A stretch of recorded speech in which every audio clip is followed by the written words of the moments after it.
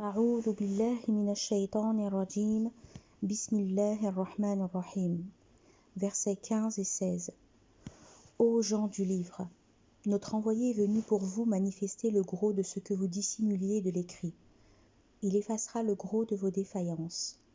Voici que vous est venu de Dieu une lumière, un livre explicite, par quoi Dieu guide quiconque s'attache à son agrément, c'est-à-dire au chemin du salut. Ainsi les fait-il émerger des ténèbres vers la lumière, avec sa permission, et les guide-t-il sur une voie de rectitude. Signification. C'est là une information de la part de Dieu sur ce qu'il a fait. Il a envoyé pour tous les hommes son envoyé Muhammad avec la guidance et la religion du vrai. Il l'a envoyé avec des preuves éclatantes qui distinguent le vrai du faux. Le segment « Ô gens du livre », notre envoyé est venu pour vous manifester le gros de ce que vous dissimuliez de l'écrit, il effacera le gros de vos défaillances, signifie le prophète est venu avec pour mission de montrer une partie de ce que les gens du livre avaient changé, déformé ou menti sur Dieu. Ibn Abbas dit « Celui qui renie la lapidation renie le Coran par là où il n'est pas prévoyant, en raison de sa parole. Notre envoyé est venu pour vous manifester beaucoup de ce que vous dissimuliez de l'écrit. » La lapidation est donc d'entre ce qu'ils ont caché. Après quoi, Dieu informe sur le Coran qu'il a fait descendre sur son envoyé, alayhi salatu wassalam. C'est une lumière venant de lui pour enseigner les voies de rectitude menant au salut, sauvant de la perdition et de la damnation. Versets 17-18. Dénégateurs sont ceux qui ont dit « Dieu est le Messie, fils de Marie ». Dit « Qui pourrait le moindrement retenir Dieu d'anéantir le Messie, fils de Marie, et sa mère, et ceux qui sont sur la terre dans leur totalité. Dieu possède la souveraineté des cieux et de la terre et de leur entre-deux. Il crée ce qu'il veut, il est omnipotent. Les Juifs disent, et les Nazaréens avec eux, nous sommes les fils de Dieu, ses aimés. Dit, alors pourquoi vous tourmente-t-il de vos péchés? Bien plutôt, êtes-vous des humains d'entre ceux qu'il a créés?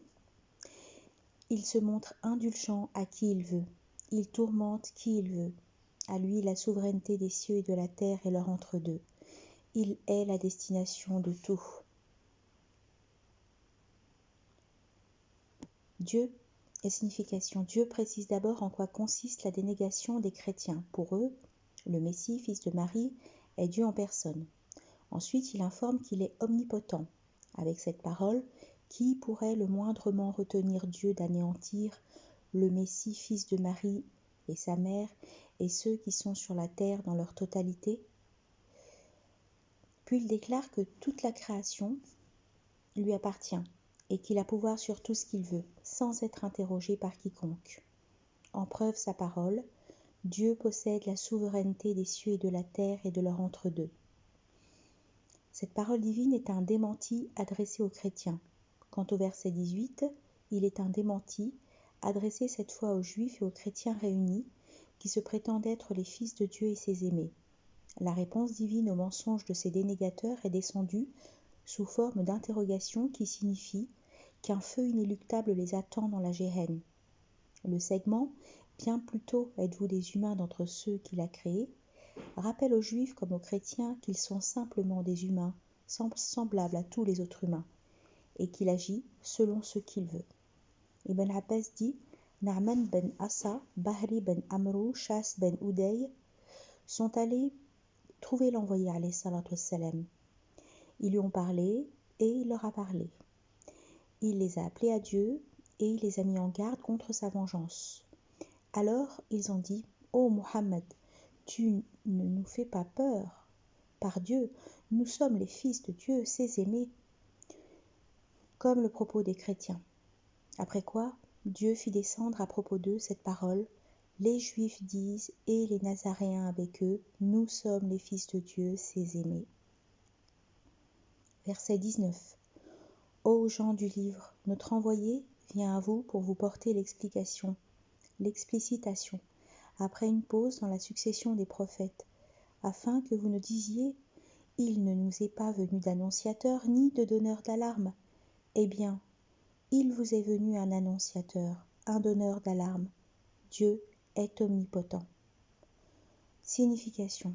Dieu s'adresse aux Juifs et aux chrétiens pour leur dire qu'il leur a envoyé l'envoyé Mohammed alayhi salatu wassalam, le sceau des prophètes, après qu'il n'y aura plus d'autres. C'est en cela que réside la portée de « après une pause dans la succession des prophètes ». Ce segment signale le temps qui s'écoula entre l'envoi de Jésus, fils de Marie, alayhi salam, et l'envoi du prophète, alayhi salatu wassalam. C'est 600 ans selon Qatada, c'est 560 ans selon Salman al-Farisi et Qatada.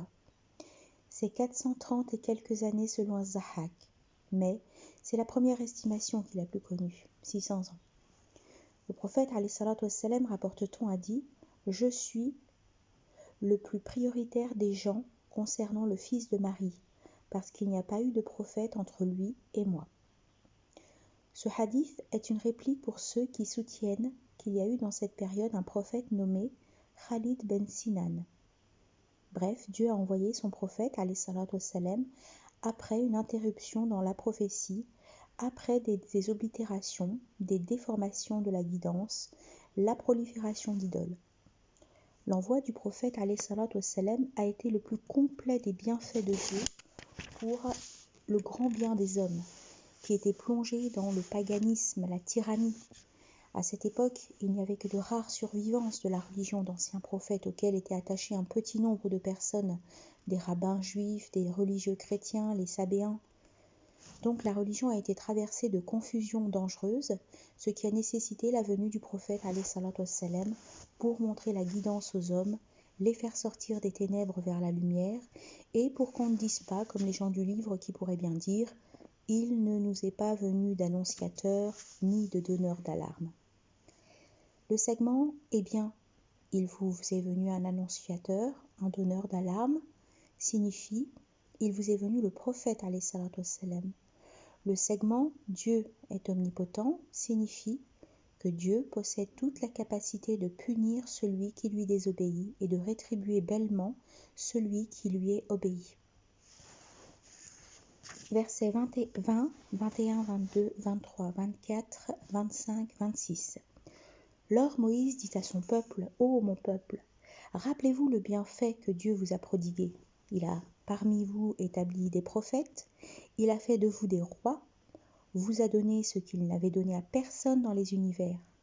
Ô mon peuple, entrez dans la terre sanctifiée que Dieu vous assigne, ne revenez pas en arrière, vous vous retourneriez en perdant. » Ils lui dirent, « Moïse, il y a dans ce pays un peuple de colosses, nous ne pourrons y entrer qu'ils n'en soient sortis. S'ils en sortent, à nous d'entrer. » Deux d'entre les craignants, gratifiés tous deux de son bienfait, dirent, « Entrez chez eux par la porte. Une fois entrés par là, vous serez des vainqueurs. À Dieu faites confiance si vous êtes des croyants. » Moïse, dirent-ils, « Jamais nous n'y entrerons tant qu'ils y seront. Vas-y, toi et ton maître. Combattez tous deux. Quant à nous, c'est ici que nous restons. » « Ô mon maître, dit-il, je ne dispose que de mon frère et de moi. Isole-nous du peuple de Scélératès. » Il dit, et cette contrée leur en fut conséquence, interdite 40 ans durant lesquels ils demeurèrent par la terre errants. Ne t'afflige pas pour le peuple de Scélératès. Dieu révèle ici les péripéties de son envoyé Moïse, fils de Imran, avec les Juifs. Il leur a rappelé que Dieu les comblerait de ses bienfaits dans ce monde et dans la vie dernière, dans le cas où ils resteraient obéissants et respectueux de la voie de rectitude. Le segment « Il a parmi vous établi des prophètes » signifie « Chaque fois qu'un de vos prophètes meurt, un nouveau d'entre vous le remplace. » Et ce, jusqu'à l'avènement de Jésus. Le segment « Il a fait de vous des rois » signifie quand l'un d'entre les fils d'Israël possédait une épouse, un serviteur et une maison, on l'appelait roi, selon Ibn Abbas. Ibn Jarir rapporte ce dialogue qui eut lieu entre un homme et Abdallah ben Amr ben al-As. Ne sommes-nous pas parmi les pauvres des Muhajirs? As-tu une femme pour abri? Oui. As-tu une maison que tu habites? Oui. Alors tu es parmi les riches. J'ai un serviteur. Alors tu es parmi les rois. Ce segment, il a fait de vous des rois. Es-Suddi l'explique ainsi.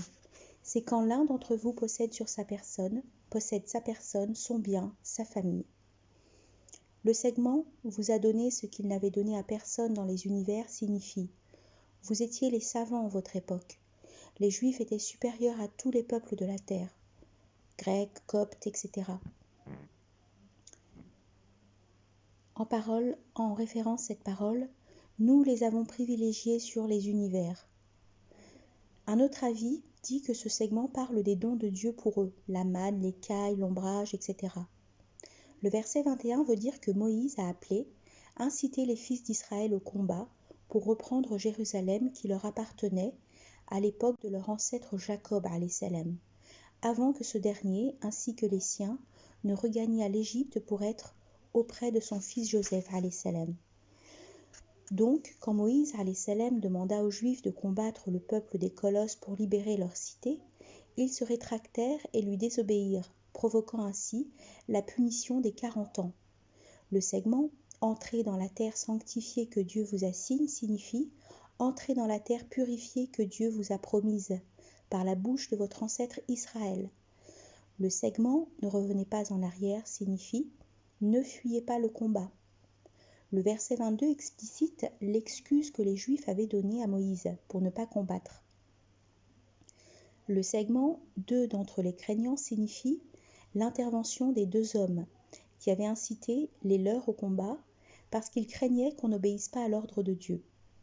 D'après ce qui est rapporté, ces deux-là étaient Yushar ben Nun et Kalib ben Youfana.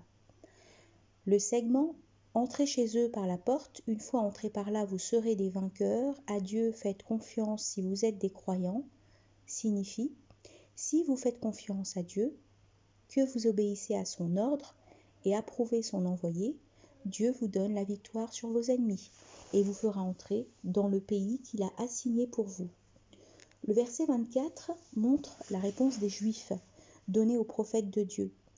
Elle est un désistement manifeste, une désobéissance. Cette attitude passive de la part des Juifs rappelle une autre situation contraire cette fois-ci, celle où se retrouvèrent le prophète wassalam, et ses compagnons juste avant la bataille de Badr. Quand le compagnon El-Muqdad avait vu le prophète wassalam, invoquer longuement contre les associants, il se rapprocha de lui et lui dit « Par Dieu, ô envoyé de Dieu, nous n'allons pas dire comme les fils d'Israël. Vas-y, toi et ton maître, combattez tous deux, quant à nous, c'est ici que nous restons. Nous combattrons au contraire, à ta droite et à ta gauche, et devant toi et derrière toi. » Le verset « Ô mon maître, dit-il, je ne dispose que de mon frère et de moi. Isole-nous du peuple de Scélératès. »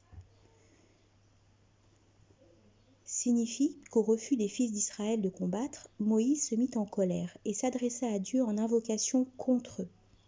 Le verset 26 vient en réponse au verset 25. Dieu entendit l'invocation de son envoyé Moïse et il les punit d'errance de 40 ans. Le segment « Cette contrée leur fut en conséquence interdite 40 ans, durant lesquels ils demeurèrent par la terre errants » signifie les Juifs errèrent 40 années. Ils se réveillaient chaque jour pour marcher sans avoir une intention bien arrêtée. Puis, dans leur errance, il fit sur eux ombrage avec les nuages et fit descendre pour eux la manne et l'écaille, selon Ibn Abbas. Dans l'errance des fils d'Israël, il y eut la mort d'Aaron, puis 3 ans plus tard celle de Moïse, qui fut remplacée par le prophète Yushur ben Nun. Et quand la durée de l'errance prit fin, Yushur ben Nun mena les fils d'Israël vers Jérusalem et la libéra un vendredi après le Asr. Le segment « Ne t'afflige pas pour le peuple de Scélératès » est une consolation pour Moïse salam. Dieu lui demande de ne pas s'affliger pour eux parce qu'ils méritent cette punition. Cette histoire révèle la vitupération adressée aux Juifs jettent des éclairages sur leur attitude scandaleuse, désobéissance, désistement, trahison, volte-face. Avec le prophète, alayhi salatu wassalam, ils ont commis les mêmes agissements, tout en prétendant être les fils de Dieu et ses aimés. En vérité, ils sont les ennemis de Dieu et ses mal-aimés, puisqu'une partie d'entre eux ont été métamorphosés en cochons et en singes, et qu'ils ont eu pour compagne inséparable la malédiction divine jusqu'au jour de la résurrection. Versets 27, 28, 29, 30, 31. Récite-leur encore l'histoire des fils d'Adam. En vérité, lorsque tous deux offrirent une oblation, accueillie de la part de l'un d'eux, elle ne le fut pas de l'autre. Ce dernier dit « Oh, que je te tue !» Et le premier « Dieu n'accueille rien que de ceux qui se prémunissent. Bien sûr, si tu portes la main sur moi pour me tuer, ce n'est pas moi qui porterai sur toi la mienne. Moi, je crains Dieu, le maître des univers. Moi, je veux que tu endosses mon péché avec le tien. Et sois donc parmi les compagnons du feu. C'est là la récompense des iniques. Son âme fit prévaloir en lui le meurtre de son frère. Il le tua donc et se trouva du coup du nombre des perdants. Alors Dieu manda un corbeau gratter le sol pour lui faire voir comment cacher l'horreur de son frère.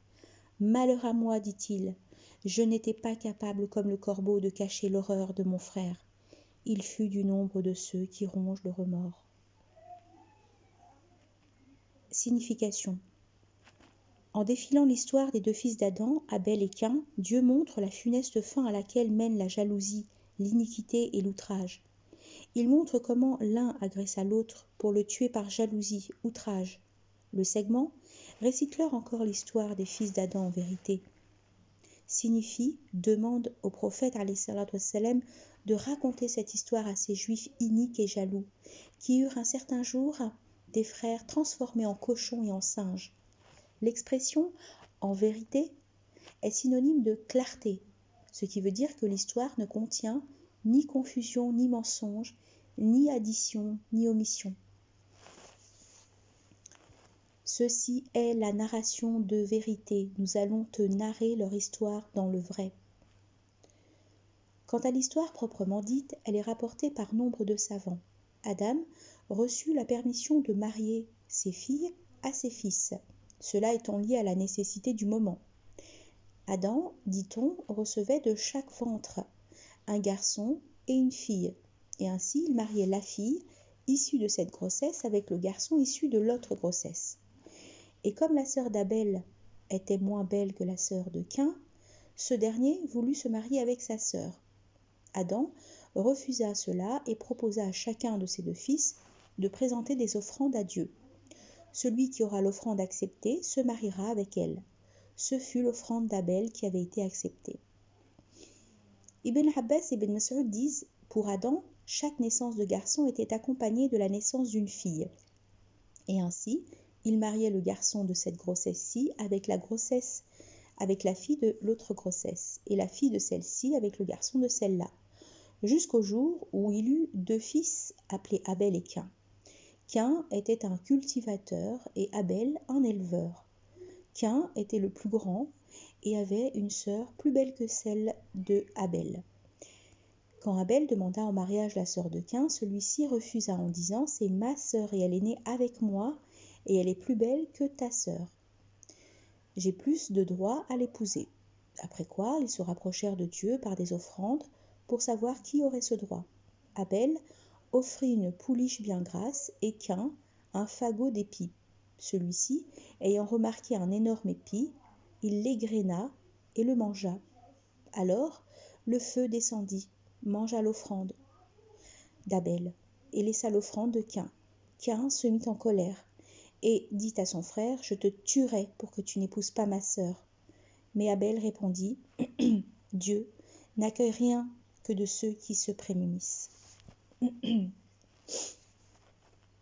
Ce segment s'applique aussi à ceux qui se prémunissent envers Dieu dans leurs actions. Dans le hadith rapporté par Mu'adh ben Jabal, on trouve ceci. Les gens seront retenus dans un seul lieu, et un crieur criera. Où sont ceux qui se sont prémunis? Et alors, ils s'installeront dans un giron du tout miséricorde. Pour eux, Dieu ne sera pas voilé, comme il ne se dissimulera pas. Et ai-je dit, qui sont ceux qui se prémunissent? Ce sont, m'a-t-il dit, les gens qui se sont prémunis contre l'associance et l'adoration des idoles, qui ont voué une adoration pure, cela passe au jardin. Le verset 28. Je ne commettrai pas le même agissement que toi pour éviter d'être ton égal en péché. Moi, je crains Dieu d'agir ainsi. Alors je prends patience dans l'espoir d'une attribution. Le prophète, alayhi salatu wassalam, rapporte-t-on, a dit: si deux musulmans s'opposent avec leurs sabres, le tueur et le tué sont tous deux au feu. Ô envoyé de Dieu, lui a-t-on dit, ceci est pour le tueur. Mais que dire du tué? C'est qu'il tentait fermement à tuer son vis-à-vis, a-t-il dit. Lors de la fitna de Uthman, Saad ben Abu Waqas dit: j'atteste que l'envoyé de Dieu a dit: il y aura une fitna. L'assis sera mieux que celui qui sera debout. Celui qui sera debout sera mieux que celui qui marche. Et celui qui marche sera mieux que celui qui court. Et a-t-on dit: que vois-tu si quelqu'un entre chez moi et porte sa main sur moi pour me tuer? Fais comme le fils d'Adam, a dit le prophète. Ayoub as-Siktiani dit: Uthman ibn Affan fut le premier de cette communauté qui se conforma à ce verset. Bien sûr, si tu portes la main pour me tuer, ce n'est pas moi qui porterai sur toi la mienne. Moi je crains Dieu, le maître des univers. Le segment mon péché avec le tien signifie c'est le péché de m'avoir tué et celui que tu t'es acquis avant de me tuer, selon Ibn Abbas et Mujahid. Nombre de gens, disons-nous, peuvent se faire des illusions sur cet avis pour citer un hadith non fondé. Le tueur ne laisse au tué en rien de ses péchés. Al-Hafidh Abu Bakr al-Bazar rapporte cet hadith, certes, un hadith semblable à celui-ci. C'est celui rapporté par Aïcha. L'exécution dans la patience ne passera par un péché que si elle l'efface. Mais ce hadith ne peut justifier l'autre, sinon cela veut dire que Dieu fait expier au tué ses péchés par la douleur du meurtre. Quant à ce que cela s'applique au tueur, c'est faux. Toutefois, cela peut se conformer sur certaines personnes, et c'est là la vie qui l'emporte. Car le tué revendiquera le tueur dans les places.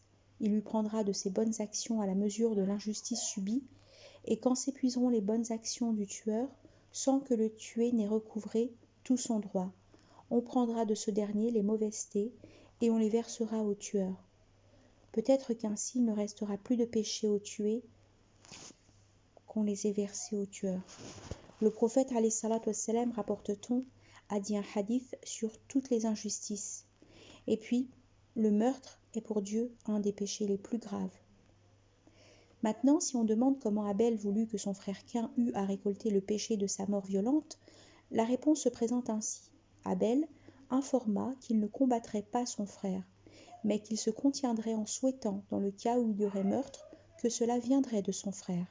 C'est pourquoi il avait dit: moi je veux que tu endosses mon péché avec le mien, et sois donc parmi les compagnons du feu. C'est là la récompense des iniques. Pour Ibn Abbas, ce propos émanant d'Abel avait pour but de persuader Caïn. Le verset 29, son âme lui embellit le meurtre et l'encouragea à le faire après toute cette édification de la part de son frère. As-Suddi dit: Caïn cherchait Abel pour le tuer, mais celui-ci l'esquivait dans les montagnes. Mais un jour il parvint à lui. Il le trouva endormi, près de son troupeau, et alors il le tua, en lui fracassant la tête avec une roche. Selon certains des gens du livre, Caïn avait tué son frère en l'étranglant et en le mordant à la façon des fauves. Le segment se trouva du corps du nombre des perdants signifie Caïn fut perdant dans cette vie et dans la vie dernière. Le prophète, alayhi salatu wassalam, rapporte-t-on, a dit: à chaque âme tuée injustement, le premier fils d'Adam aura une part du sang de cette âme, parce qu'il fut le premier qui institua le meurtre. Le segment, alors Dieu manda un corbeau gratter le sol pour lui faire voir comment cacher l'horreur de son frère, signifie: quand il tua son frère, il le laissa dans la nature, parce qu'il ne savait pas comment on ensevelissait. Alors, Dieu envoya 2 corbeaux, et à l'issue d'un combat qu'ils se livrèrent, l'un tua l'autre. Le survivant creusa donc un trou et l'y ensevelit. Qu'un, qui regardait, s'écria « Malheur à moi, je n'étais pas capable comme le corbeau de cacher l'horreur de mon frère. » Selon As-Suddi. Ibn Abbas dit « Un corbeau vint à un autre mort. Il creusa la terre, puis il l'y ensevelit. Sur quoi celui qui tua son frère s'écria « Malheur à moi, je n'étais pas capable, comme le corbeau, de cacher l'horreur de mon frère. » Le segment se trouva du coup du nombre des perdants signifie « Dieu le fit remplir de remords après la perte », selon Hassan al-Basri. Versets 32, 33, 34. C'est pourquoi nous édictâmes à l'intention des fils d'Israël que tuer une âme non coupable du meurtre d'une autre âme ou de dégâts sur la terre, c'est comme d'avoir tué l'humanité entière, et que faire vivre une âme, c'est comme faire vivre l'humanité entière. Oui, nos prophètes leur vinrent avec des preuves. Pourtant, malgré cela, beaucoup d'entre eux commettent l'abus. Seule rétribution de ceux qui combattent Dieu et son prophète et se démènent à faire dégâts sur la terre. Les tuer ou les crucifier, ou leur couper les mains et les pieds en diagonale ou les bannir, que ce leur soit ignominie dans ce monde, outre un terrible châtiment dans la vie dernière, exception faite de ceux qui se seront repentis avant que vous ne les ayez appréhendés. Sachez que Dieu est tout pardon, miséricordieux. Signification. Si c'est, dit Dieu, à cause de l'injuste meurtre de Caïn que cela a été décidé pour les fils d'Israël. Le meurtre, sans une des raisons mentionnées dans le verset, équivaut au meurtre de toute l'humanité. Pour Dieu, il n'y a pas de différence entre une âme et une autre.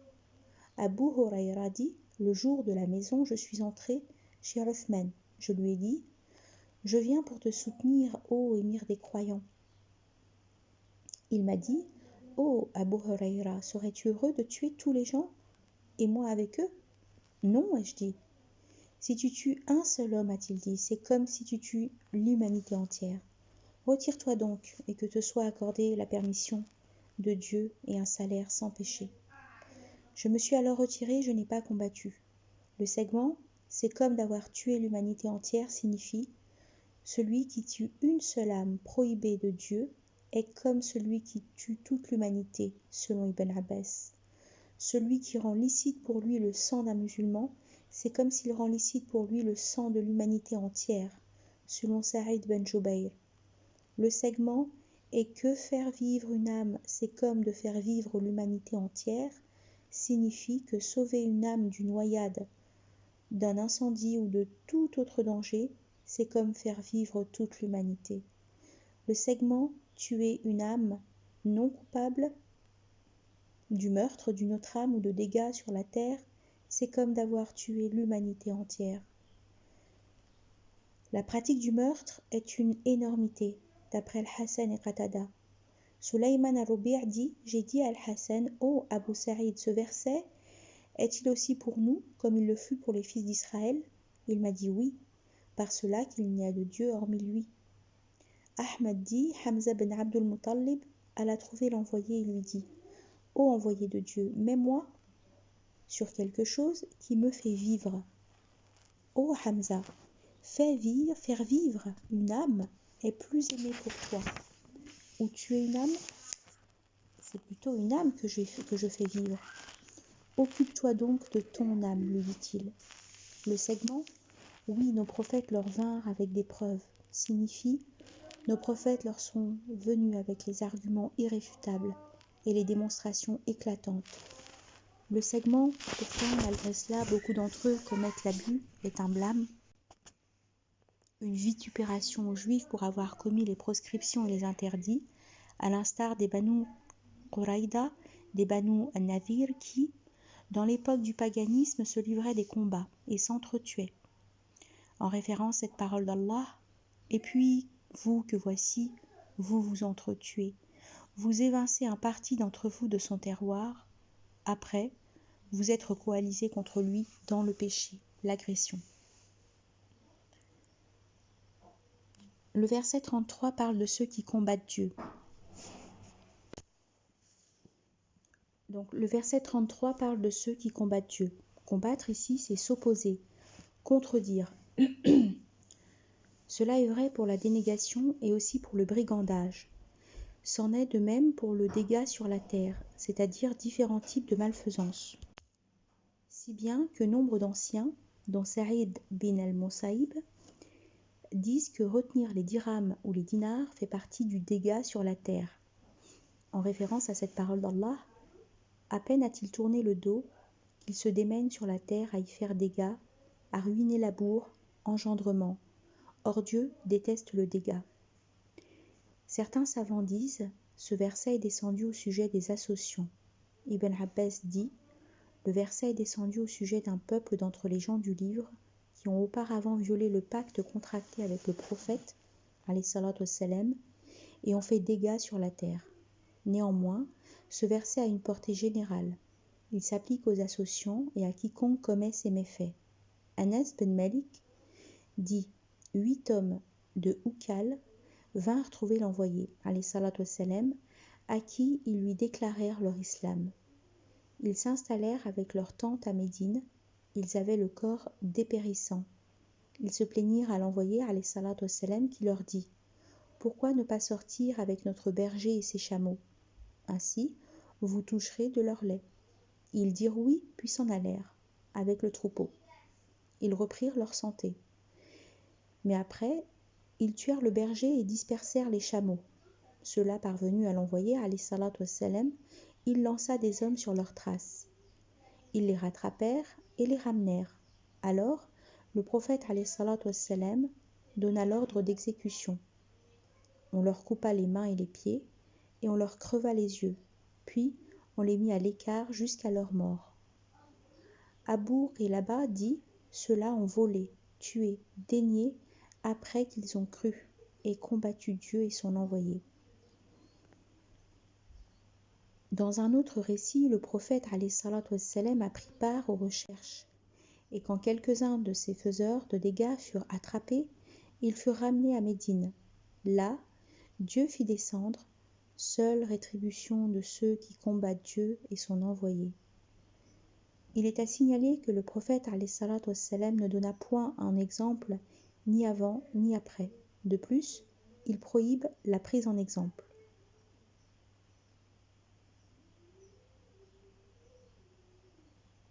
Le segment « les tuer ou les crucifier ou leur couper les mains et les pieds en diagonale ou les bannir » signifie que celui qui prend les armes contre la communauté des musulmans ou fait peur sur le chemin, puis est appréhendé, l'imam des musulmans a le choix de l'exécuter, de le crucifier, de lui couper la main et le pied opposé, selon Ibn Abbas. Mujahid, Saïd bin al-Musaïb et Zahak donnent le même avis qui s'appuie, semble-t-il, sur la valeur du « ou » donné dans le verset. C'est un « ou » d'exclusion qui donne le choix, comme dans « sa rançon consistera en jeûne, aumône ou sacrifice ».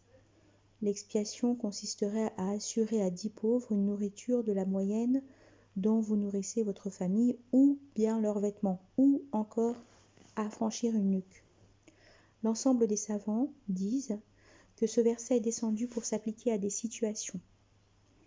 Ibn Abbas, à propos des brigands, s'ils tuent et prennent le bien, ils seront tués et crucifiés. S'ils tuent sans prendre de bien, ils seront tués sans crucifiement. S'ils prennent le bien sans tuer, on leur coupera la main et le pied opposé. S'ils font peur sur le chemin sans prendre le bien, ils seront bannis. Ainsi se sont exprimés aussi de nombreux anciens et imams. Le segment « que ce leur soit ignominie en ce monde, outre un terrible châtiment dans la vie dernière » est un argument pour ceux qui disent que cela concerne les associants. S'agissant des musulmans, il est rapporté que Ubada ben As-Samit a dit « L'envoyé de Dieu a pris de nous, et des femmes aussi, l'engagement que nous n'associons rien à Dieu, ne volons pas, ne forniquons pas, ne tuons pas nos enfants, ne nous calomnions pas. Quiconque de vous reste fidèle, son salaire est auprès de Dieu. Quiconque atteint de cela quelque chose, puis est puni, c'est pour lui une expiation. Quiconque est couvert par Dieu, Son affaire est du ressort de Dieu. S'il veut, il le châtie, et s'il veut, il lui pardonne. Le segment, que ce leur soit ignominie en ce monde, outre un terrible châtiment dans la vie dernière, signifie que cela leur soit du mal, de la honte, de l'humiliation, des punitions dans la vie d'ici-bas avant la vie dernière. Et s'ils ne s'en repentent pas de leur agissement et meurent ainsi, ils auront dans la vie dernière la punition déjà assignée dans ce monde et le terrible châtiment de la Géhenne, selon Ibn Jarir. Le segment, exception faite de ceux qui se seront repentis avant que vous ne les ayez appréhendés, signifie l'avis qui dit que cela s'applique aux gens d'associance a raison, puisque cela est évident. Quant aux guerriers musulmans, s'ils s'en repentent avant d'être appréhendés, les punitions ne leur seront pas applicables. Mais est-ce que l'ablation de la main reste en vigueur ou non? Deux avis sont donnés par les savants. Tandis que l'apparent du verset implique l'annulation de toutes les punitions, ainsi ont agi les compagnons, entre autres Abu Moussa et Abu Huraira. Versets 35, 36 et 37. Vous qui croyez, prémunissez-vous envers Dieu, aspirez à trouver vers lui la voie, faites effort sur son chemin, dans l'espoir d'être des triomphants. Les dénégateurs auraient-ils en entier les trésors de la terre, voire le double, pour se racheter du tourment du jour de la résurrection? Que leur rançon ne serait pas acceptée, et qu'ils subiraient un châtiment de douleur. Ils veulent sortir du feu, ils ne peuvent en sortir. Ils subissent un châtiment implacable. Signification. Dieu recommande aux croyants de se prémunir envers lui, c'est-à-dire de se conformer à ses prescriptions et ses proscriptions. Le segment « aspirer à trouver vers lui la voie » signifie « chercher à vous rapprocher de lui en lui obéissant et en faisant ce qui le contente » selon Qatada. La voie, c'est celle qui permet d'avoir ce qu'on veut. Le segment fait effort sur son chemin, dans l'espoir d'être des triomphants, appelle les croyants à combattre les ennemis de Dieu, les dénégateurs et les associants, et ceux qui dévient de la religion de droiture, et les incite à agir dans ce sens, par la belle récompense dans la vie dernière, le grand triomphe, le bonheur immense et infini dans les plus hauts niveaux du jardin. Le verset 36 montre la triste destinée de ceux qui dénient les signes de Dieu. D'abord, Dieu n'acceptera rien d'eux, même si chacun lui proposera de donner comme rançon toutes les richesses du monde. Et puis, pas un seul d'eux ne trouvera la moindre issue pour sortir de la Géhenne. À chaque fois qu'ils essayent d'en sortir par le haut, pour échapper à l'intensité des flammes, ils seront enfoncés jusqu'au fond de la Géhenne. Le prophète, alayhi salatu wassalam, rapporte-t-on, a dit: on fera venir l'homme des compagnons du feu, et on lui dira: fils d'Adam, comment as-tu trouvé ta couche? Il dira: la plus mauvaise couche. On lui dira: donnerais-tu pour rançon un sac d'or semblable à celui de la terre? Il dira: oui, maître. Alors Dieu lui dira: tu mens. Je t'ai demandé moins que cela, mais tu n'as rien fait. Puis on donnera ordre de l'emmener au feu.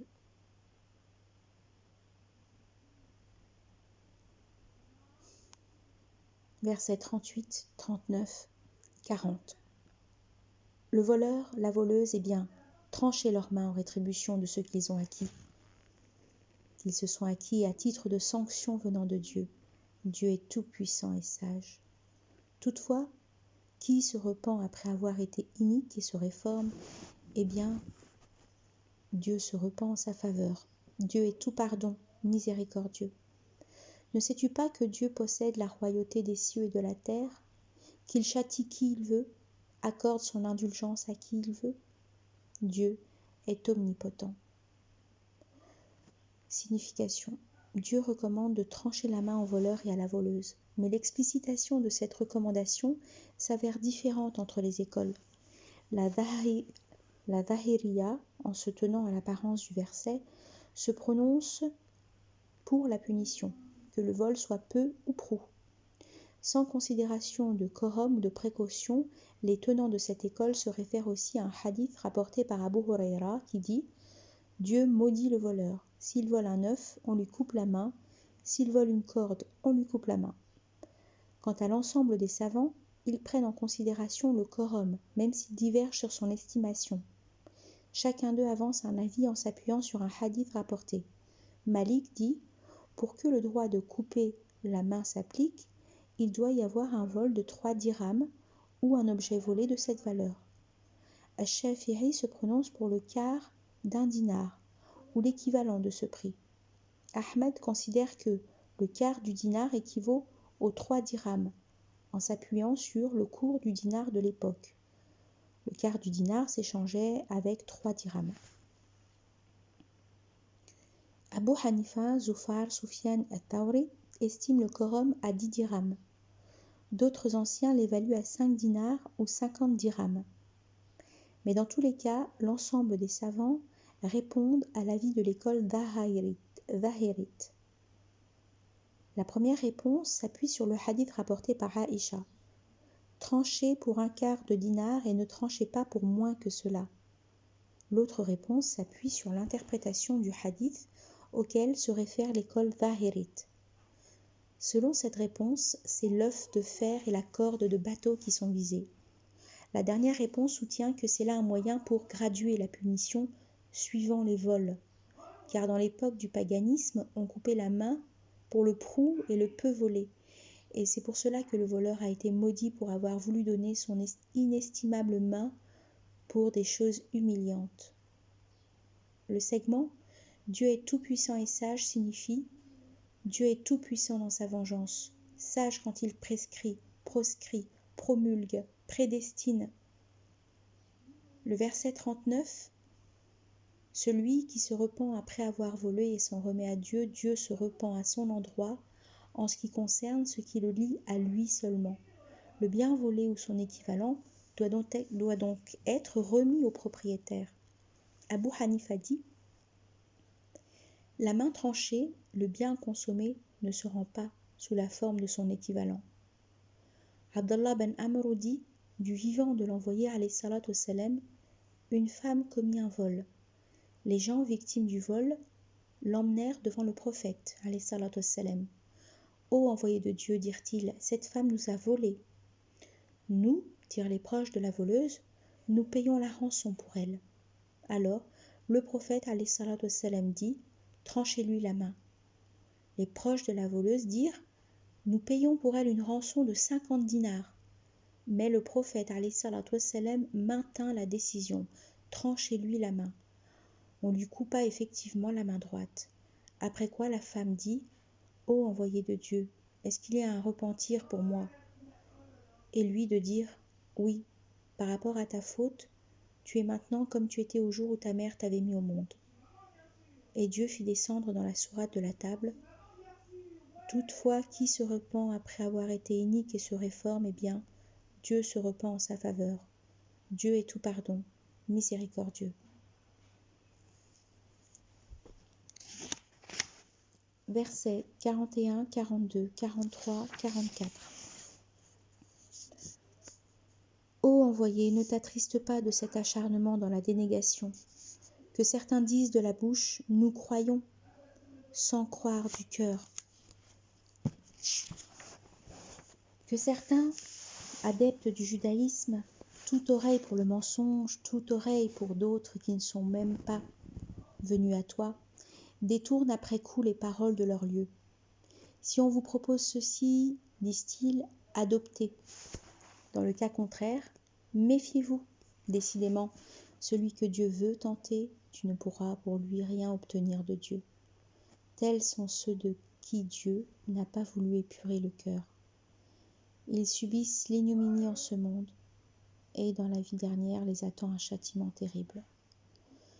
Toute oreille pour le mensonge, affamée du frauduleux, eh bien, s'ils recourent à toi, juge entre eux, ou plutôt détourne-toi d'eux. Si tu te détournes d'eux, ils ne pourront en rien te nuire. Si tu juges, alors juge entre eux selon l'équité. Dieu aime les équitables. Comment se fait-il d'ailleurs qu'ils recourent à toi comme juge quand ils ont la Torah qui renferme la norme de Dieu, après quoi ils lui tournent le dos? Ceux-là ne sont pas des croyants. nous avons fait descendre la Torah où il y a guidance et lumière, pour que les prophètes soumis à la volonté divine jugeassent selon les normes entre les adeptes du judaïsme, et aussi les spirituels et les rabbins, en tant qu'ils sauvegardaient l'écriture de Dieu et en témoignaient. N'ayez pas peur des hommes, ayez peur de moi. Ne vendez pas mes signes à vil prix. Qui ne juge pas selon ce que Dieu a fait descendre? Voilà les dénégateurs. Explication. Ces versets sont descendus au sujet de ceux qui se ruent avec acharnement dans la dénégation, restent désobéissants à Dieu et son envoyé, préfèrent leur opinion et leur passion aux lois de Dieu. Ceux-là, ce sont ceux qui disent de la bouche « nous croyons » sans croire du cœur, c'est-à-dire les hypocrites, et ceux qui se disent les adeptes du judaïsme, les ennemis de l'islam. Ceux-là, tous sont toute oreille pour le mensonge, c'est-à-dire très positifs pour lui. Le segment, toute oreille pour d'autres qui ne sont pas même venus à toi. Ils réagissent favorablement à des gens qui n'assistent même pas à ton salon, ô Mohammed. Ces gens-là, dit-on, récoltaient les propos des musulmans pour les transmettre ensuite à d'autres qui étaient des ennemis de l'islam. Le segment détourne après coup les paroles de leur lieu, signifie ils en font consciemment une interprétation fausse, en transforment le contenu après en avoir bien saisi le sens. Le segment, si on vous propose ceci, disent-ils, adoptez, dans le cas contraire, méfiez-vous, est descendu, dit-on, au sujet d'un groupe de juifs qui ont tué une personne et ont dit « Venez pour que nous prenions Mohammed comme juge. S'il décide pour le prix du sang, acceptez-le, mais s'il décide le talion, n'écoutez rien de lui. » Toutefois, le juste est que cette parole divine est descendue au sujet du juif et de la juive qui ont forniqué. Les juifs avaient effectué de leurs propres mains des nouveautés quant au livre de Dieu, en particulier à propos de la lapidation. Ils avaient donc commis les falsifications en convenant à remplacer la lapidation par une flagellation de 100 coups de fouet, une teinture noire sur le visage et la mise dos à dos des coupables sur un âne. Donc quand cette transgression s'est produite, c'est-à-dire après l'exil du prophète alayhi salatu wassalam à Médine, les Juifs se sont dit entre eux « Venez pour que nous prenions Mohammed comme juge. S'il décide de la flagellation et la teinture noire, prenez de lui. Faites-le argument entre vous et Dieu. Et ainsi, un prophète d'entre les prophètes de Dieu aura jugé sur cela entre vous. Mais s'il décide la lapidation, ne le suivez pas dans cela. » Ibn Omar dit « Les Juifs sont allés trouver l'envoyé alayhi salatu wassalam et lui ont exposé le cas d'un des leurs qui a forniqué avec l'une de leurs femmes. Il leur dit « Et qu'est-ce que vous trouvez dans la Torah au sujet de la lapidation ?» Ils disent « On les dévoile et ils seront flagellés. » Abdallah ben Salam objecta « Vous mentez. Il s'y trouve la lapidation. » Ils apportèrent la Torah et l'ouvrirent. Alors l'un d'eux posa la main sur le verset de la lapidation et lut ce qui est avant et ce qui est après. Abdallah ben Salam intervint encore « Enlève ta main. » Celui-là enleva sa main et ainsi se découvrit le verset de la lapidation. Sur quoi l'envoyé de Dieu ordonna la lapidation et ils furent lapidés. Je voyais l'homme se courber sur la femme pour la protéger des pierres. Dans un autre récit, dans sa fin, il est rapporté. Le prophète alayhi salatu wassalam a dit « Mon Dieu, je suis le premier qui redonne vie à ton ordre après qu'ils ont donné la mort. » Puis il a donné l'ordre de lapidation. Après quoi, Dieu a fait descendre « Ô envoyé, ne t'attriste pas de cet acharnement dans la dénégation. » Le segment « Si on vous propose ceci, disent-ils, adoptez. Dans le cas contraire, méfiez-vous. Allez trouver Mohammed, et s'il opine pour la teinture noire et la flagellation, adoptez cela. Mais s'il opine pour la lapidation, prenez garde. » Dans un autre récit, dans sa fin, il est rapporté, le prophète alayhi salatu wassalam a dit « Mon Dieu, je suis le premier qui redonne vie à ton ordre après qu'ils ont donné la mort. » Puis il a donné l'ordre de lapidation. Après quoi Dieu a fait descendre « Ô envoyé, ne t'attriste pas de cet acharnement dans la dénégation. Le segment, si on vous propose ceci, disent-ils, adopté, dans le cas contraire, méfiez-vous, signifie « allez trouver Mohammed ». Et s'il opine pour la teinture noire et la flagellation, adoptez cela. Mais s'il opine pour la lapidation, prenez garde. Le segment « toute oreille pour le mensonge, affamée du frauduleux » signifie « toute oreille pour le faux, affamée d'illicite ». Le segment « eh bien, s'ils recourent à toi, juge entre eux, ou plutôt détourne-toi d'eux. Si tu te détournes d'eux, ils ne pourront rien te nuire. Tu n'es pas obligé de juger entre eux, parce qu'en recourant à toi, ils n'ont pas l'intention de suivre le vrai, mais d'espérer quelque avis qui coïncide avec leur passion. Ibn Abbas, Mujahid, Ikrima et d'autres disent « Ce segment est abrogé par oui, juge entre eux selon ce que Dieu a fait descendre ». Le segment « alors juge entre eux selon l'équité » signifie « alors juge selon le vrai, le juste », bien qu'il soit inique, loin du chemin de l'équité, car Dieu aime les équitables. Le verset 43 rejette les idées périmées et les mauvaises intentions des Juifs. Ces derniers prétendent obéir à la Torah alors qu'ils ne considèrent point leur déviation des lois qu'elle contient. Le verset 44 vient louer la Torah descendue sur Moïse, le serviteur et l'envoyé de Dieu. Le segment « Nous avons fait descendre la Torah où il y a guidance et lumière pour que les prophètes soumis à la volonté divine jugeassent selon les normes entre les adeptes du judaïsme » signifie « Il ne dévie pas des normes contenues dans la Torah, ne la remplace pas et ne la falsifie pas. Les spirituels sont les savants adorateurs et les rabbins sont les savants. » Le segment « En tant qu'il sauvegardait l'écriture de Dieu et en témoignait » signifie « en tant qu'il protégeait son dépôt, l'appliquait et le publiait ». Le segment « qui ne juge pas selon ce que Dieu a fait descendre », voilà les dénégateurs, est descendu au sujet des gens du livre, selon Al-Bara, Ibn Abbas, Al-Hassan et d'autres. Al-Hassan ajoute « Et il est pour nous une obligation ». Ibrahim dit « Ces versets ont été révélés au sujet des fils d'Israël, mais Dieu les veut aussi pour cette communauté. » As-Suddi dit « Celui qui ne juge pas selon ce que Dieu a fait descendre, soit en le délaissant intentionnellement, soit en déviant en connaissance de cause. Celui-là est du nombre des dénégateurs. » Ibn Abbas dit « Celui qui désavoue ce que Dieu a fait descendre est dénégateur. Celui qui le reconnaît et ne le prend pas pour juge est un inique scélérat. » Al-Shubbi dit « La parole qui ne juge pas selon ce que Dieu a fait descendre, voilà les dénégateurs, concerne les musulmans.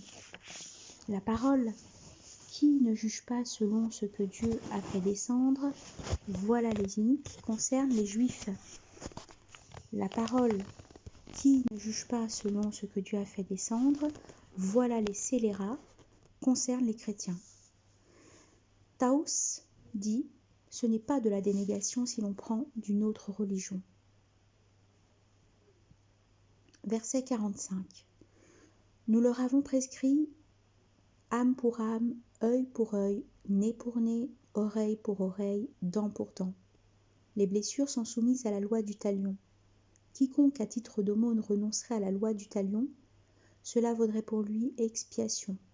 Qui ne juge pas selon ce que Dieu a fait descendre, voilà les iniques. Signification.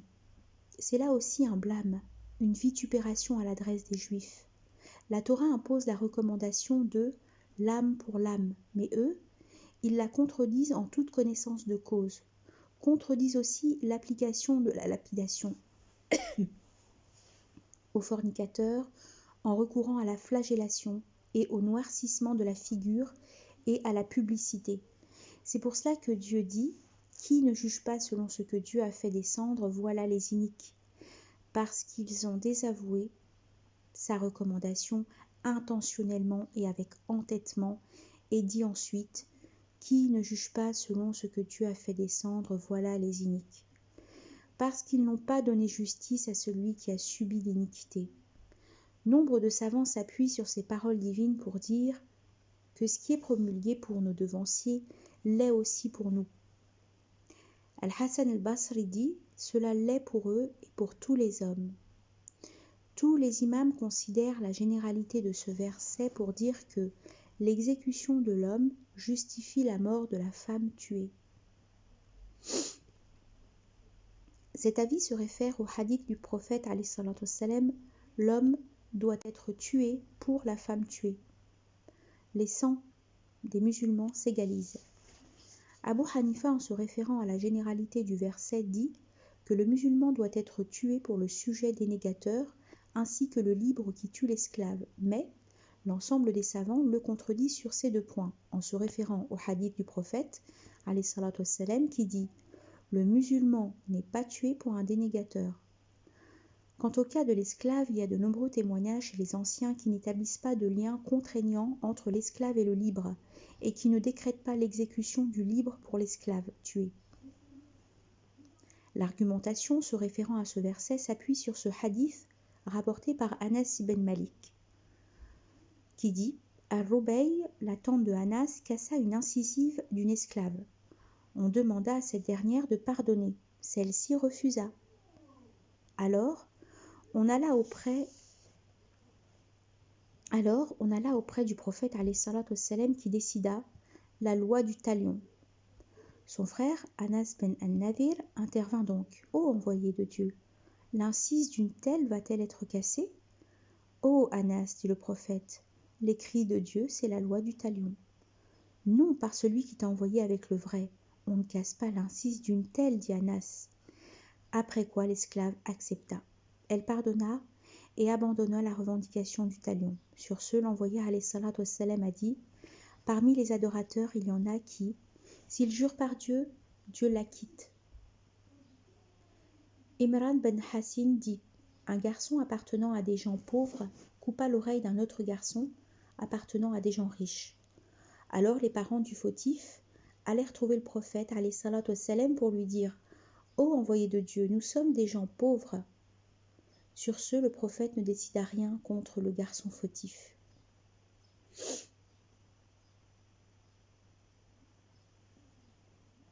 Le segment « Les blessures sont soumises à la loi du talion » signifie c'est exécuter l'âme pour l'âme, crever l'œil pour l'œil, couper le nez pour le nez, enlever la dent pour la dent et compenser les blessures par les blessures.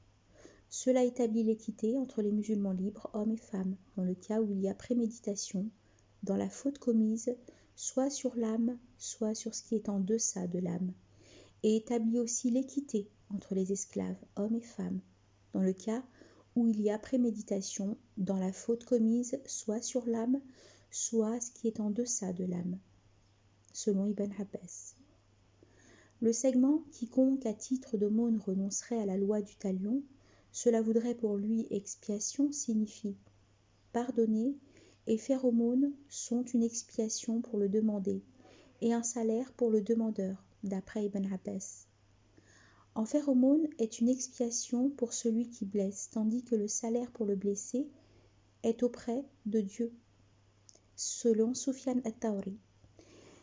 Cela est une expiation pour le blessé, d'après Jabir ben Abdallah. Ibn Mas'ud, quant à lui, dit « On lui détruit de ses péchés à la mesure de son aumône ».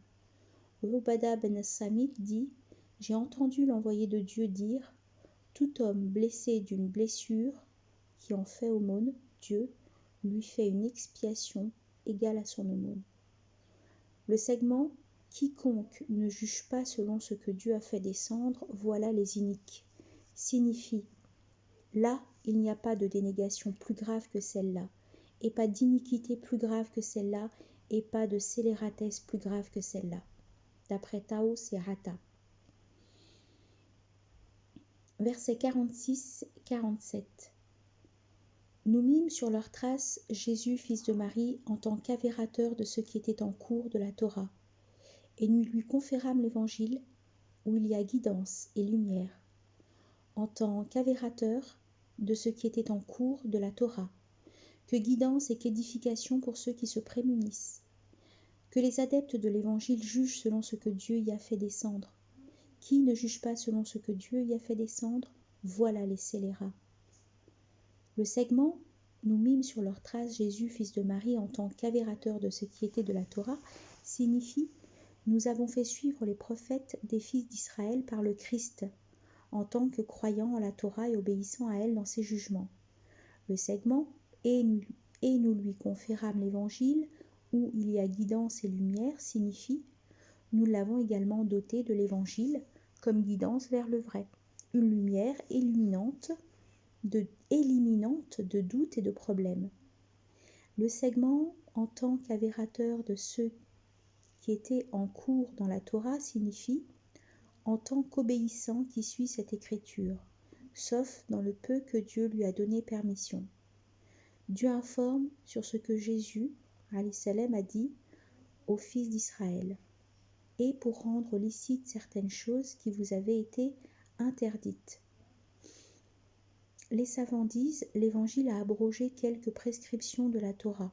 Le segment que guidance et qu'édification pour ceux qui se prémunissent signifie l'Évangile a été institué, une guidance pour que les hommes se guident, et une édification, c'est-à-dire un contrôle empêchant de commettre les interdits et les péchés pour ceux qui craignent Dieu et ses châtiments.